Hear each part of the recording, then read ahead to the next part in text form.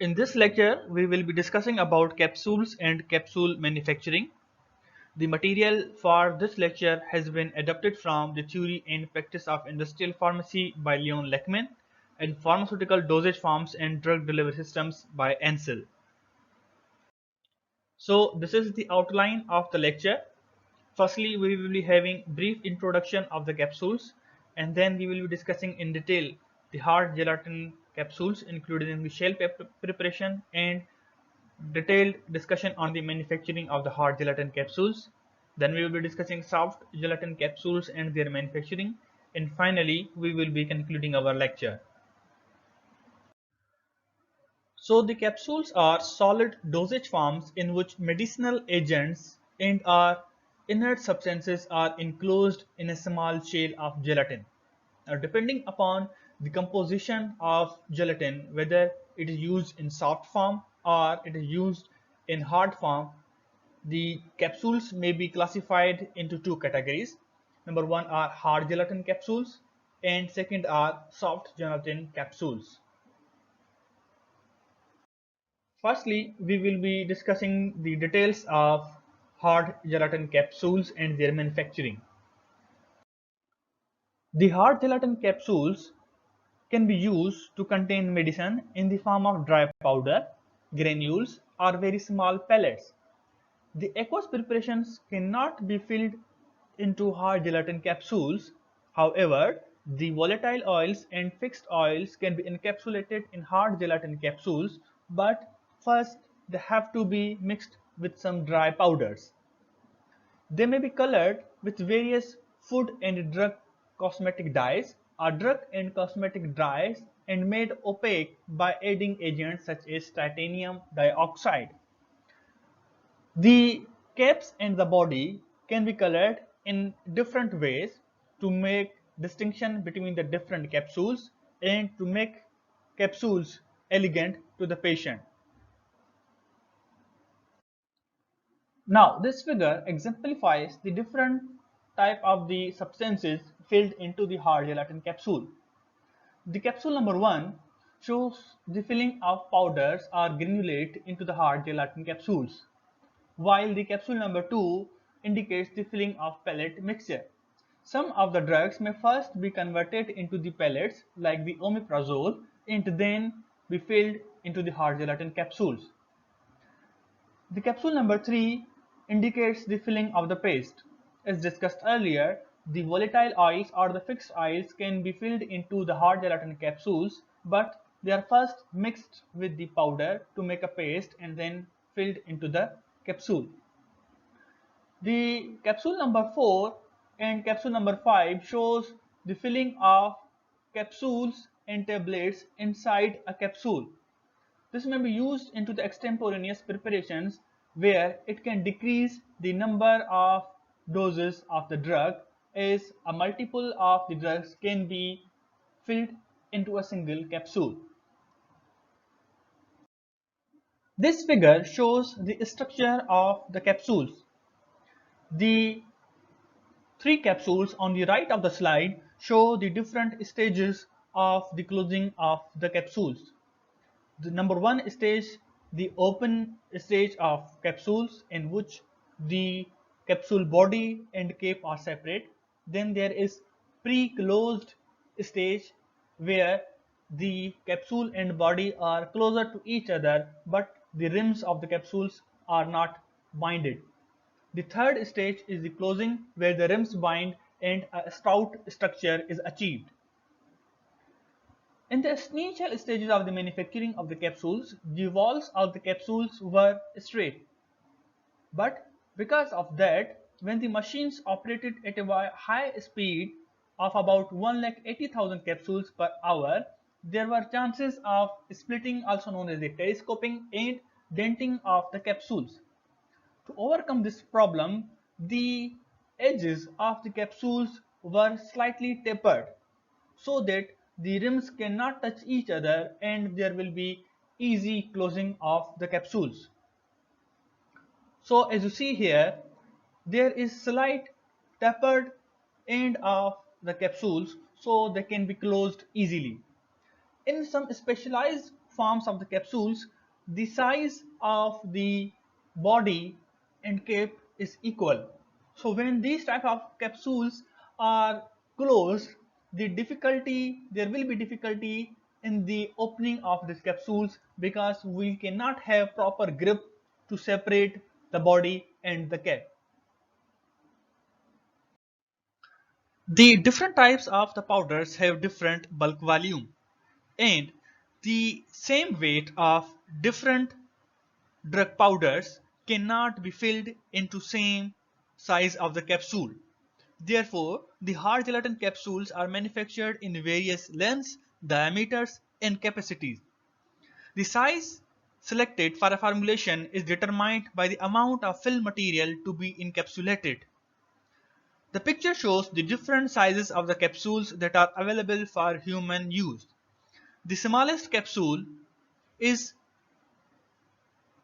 of size 5 and can accommodate about 0.13 ml, and the largest capsule is indicated by size 000 and can accommodate 1.40 ml of the drug powder.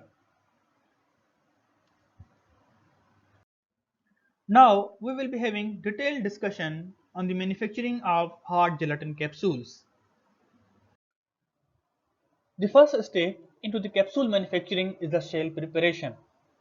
The shells for the hard gelatin capsules are mostly not prepared by the pharmaceutical industry that is manufacturing the capsules. They most of the time procure the shell capsules from other firms. The hard gelatin capsule shells are manufactured in two sections, the longer capsule body and the shorter cap.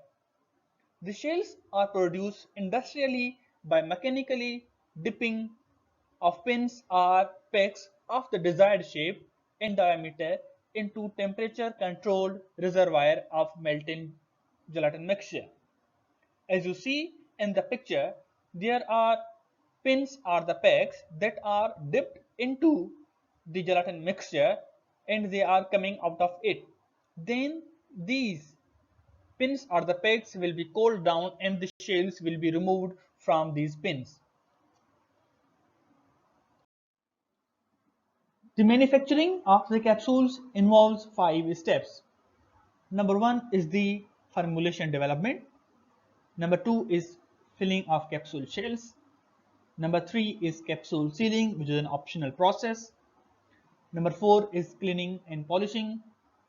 And finally, the capsules go for packaging. The picture on the left of the slide shows the complete flow diagram of the manufacturing of the capsules in industry. The first step in the manufacturing of capsules is mixing of the ingredients, which are shown as ingredient A, B, C, D, and E. Then they are mixed together, milled, and sieved.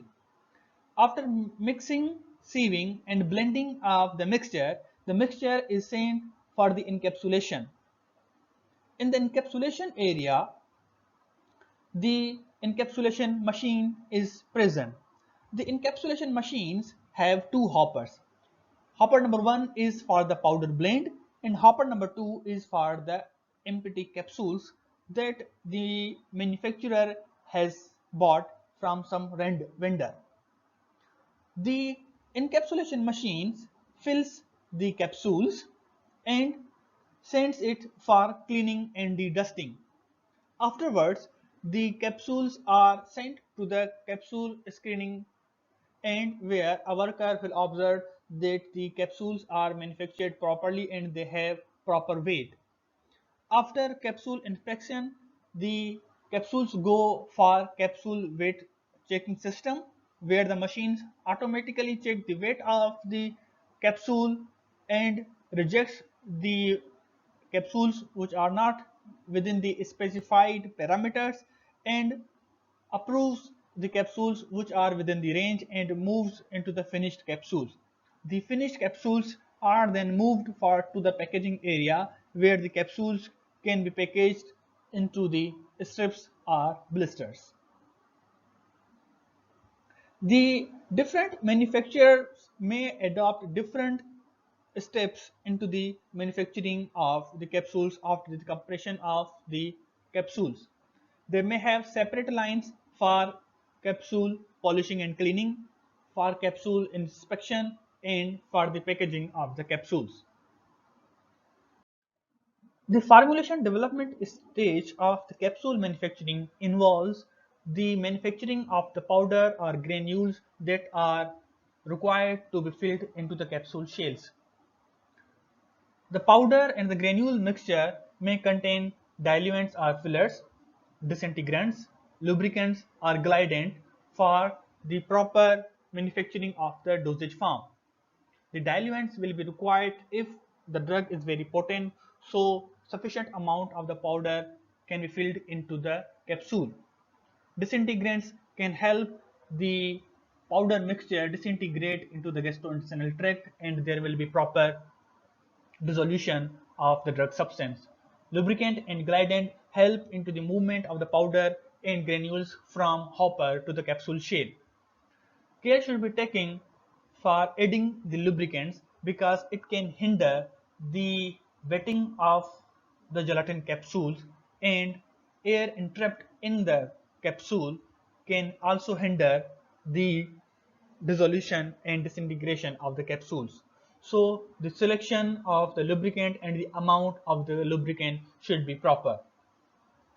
As discussed earlier, the hard gelatin capsules are unsuitable for the aqueous materials.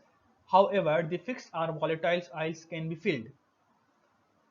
Rather pressing a fixed oil or a volatile oil as such in capsule, the liquid may first be mixed with an inert powder to make a wet mass or paste. The manufacturing of the capsules on large scales involves the filling of the capsule shells by the help of automatic machines that can operate at 1,65,000 capsules per hour. The steps involved in capsule shell filling in automatic machines include the separation of caps from empty capsules. The manufacturer may purchase the empty shells from another vendor, and those capsules come in closed form. So the machine first separates the caps from the bodies, and after the separation of the bodies, the machine fills the body with the powder. After the filling of the body, the machine scrapes off the excess of the powder from the body and then replaces the cap onto the body and seals the capsules. Afterwards, it cleans the outsides of the filled capsules and removes the capsules to the dedusting or cleaning chambers. This is one of the example of the automatic encapsulation machine. This is Osaka automatic capsule filler model R180 that can produce capsules at 1,65,000 capsules per hour speed. This is one of the other example of the automated capsule preparation machines that has capability to inspect and weigh the capsules and reject the capsules that are not within the specific requirements. The capsule sealing is an optional process as some manufacturers make tamper evident capsules by sealing the joint between the two capsule parts. It can be achieved either by sealing adjoining side of the body and cap with colored band of gelatin as indicated in the diagram, while it can also be achieved by heat welding process that fuses the capsule cap to the body through double wall thickness at the juncture as shown in the figure. It can also be achieved by using a liquid wetting agent that lowers the melting point in contact areas of the capsule and body and then thermally bonds the two parts using low temperature of about 40 to 45 degrees centigrade. The next step in the manufacturing of capsules is cleaning and polishing. Small amounts of powders may adhere to outside of the capsules after the filling, and these powders are required to be cleaned and removed because they may cause bitter taste in the mouth or may cause decrease the elegance of the dosage forms. On a small scale, capsules may be cleaned individually or in small numbers by rubbing them with a clean gauze or cloth. On large scale, many capsule filling machines are affixed with a cleaning vacuum that removes any extraneous material from the capsules as they exit the equipment. In the given diagram, there is cleaning and polishing of filled capsules using Acetylcoa apparatus. Now the soft gelatin capsules. The soft gelatin capsules are made of gelatin to which glycerine or a polyhydric alcohol such as sorbitol has been added and contain more moisture than hard capsules. Because of this more moisture, there are chances of microbial growth in soft gelatin capsules, and because of that, preservative like methylparaben is added to soft gelatin capsules. Soft gelatin capsules are used to encapsulate and hermetically seal liquids, suspensions, pasty materials, dry powders, and even preformed tablets can also be encapsulated as soft gelatin capsules. They may also contain colorants and opaquants, and even in some cases, the two sheets used for manufacturing the soft gelatin capsules may be colored differently. The soft gelatin capsules are produced, filled, and sealed in a continuous operation. Most of soft gelatin capsules are prepared on large scale either by rotary dry process or reciprocating dye process. This figure indicates the working principle of rotary dye process, that is one of the commonly method used for large scale manufacturing of soft gelatin capsules. By this method, liquid gelatin flowing from an overhead tank is formed into two continuous ribbons by the rotary die machine and brought together between twin rotating dies. At the same time, metered fill material is injected between the ribbons precisely at the moment that the dies form pockets of the gelatin ribbons. These pockets of fill containing gelatin are sealed by pressure and heat and then severed from the ribbon.